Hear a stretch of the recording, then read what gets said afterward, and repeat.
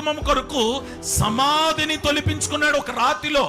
ఆ సమాధికి పేరేంటంటే క్రొత్త సమాధి. ఆ క్రొత్త సమాధిలో ఆయన కొరకు, ఆయన కుటుంబము కొరకు తొలిపించుకున్న ఆ సమాధిలో యేసయ్యను తీసుకుని వెళ్ళి అక్కడ సమాధి చేస్తున్నాడు. ఆయన ఉద్దేశం ఏంటో తెలుసా? నేను తొలిపించుకున్న ఈ సమాధిని యేసయ్యకి ఇచ్చినాను, ఇక మరలా దీంట్లో ఇంకెవరిని 3 ఉంటాయండి, దాంట్లో 1, 2, 3 తొలిపించుంటాయి. మేము వెళ్ళాం కదా, అలా రౌండ్గా ఉంటాయి.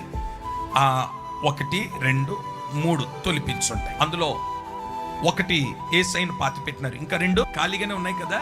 ఇక ఎవరిని దాంట్లో పాతి పెట్టడానికి వీల్లేదు. నా యేసయ్య ఒక్కడే దాంట్లో ఉండాలి. దాని అర్థం, ఆత్మీయ అర్థం ఏంటో తెలుసా? ఒక్కసారి యేసయ్యని ఇందులోకి తీసుకొచ్చిన తర్వాత ఇంకొక్కడు ఇందులోనికి ప్రవేశించడానికి వీల్లేదు. రాయి వేసేసినాడు. ఆయన ఒక్కడిని హృదయంలో ఉండాలి, ఆయన ఒక్కడిని గుండెల్లో మెదలాలి. ఆయన తప్ప వేరొకడికి ఇంకా అవకాశం ఇవ్వడానికి వీలు లేదు.